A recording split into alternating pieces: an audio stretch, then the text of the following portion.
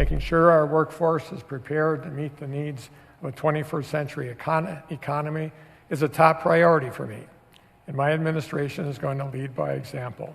That's why tonight I'm declaring 2024 the year of the worker in Wisconsin. According to the Department of Workforce Development, Wisconsin faces a potential deficit of 20,000 nurses by 2040. Between 2020 and 2030, Wisconsin's healthcare industry will see nearly 32,000 annual openings across occupations. Next week, I'll sign an executive order creating a new healthcare workforce task force focused on finding long-term solutions to our state's healthcare industry, and make recommendations for me to consider in my next biennial budget.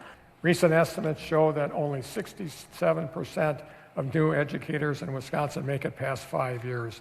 So through the Department of Workforce Development, our administration is launching a new teacher apprenticeship pilot program with the Department of Public Instruction to provide more mentorship and support for new educators. And finally, as one of the largest employers in the state, my administration is also going to make sure the state of Wisconsin is leading the way by example with new efforts to recruit and retain talented workers in our state workforce.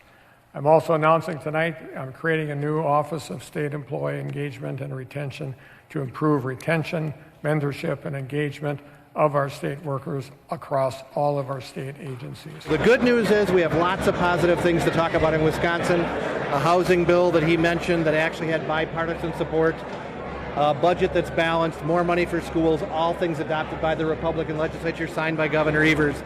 My biggest disappointment is that with a record surplus in the till, we didn't hear him mention a single thing about giving relief back to the average taxpayer.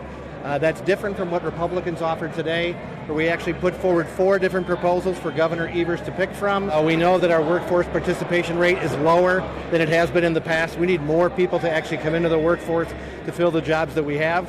And we need to keep more people in Wisconsin, and we do that by making it more affordable to live here, by holding line on property taxes and making sure people can keep more of what they earn.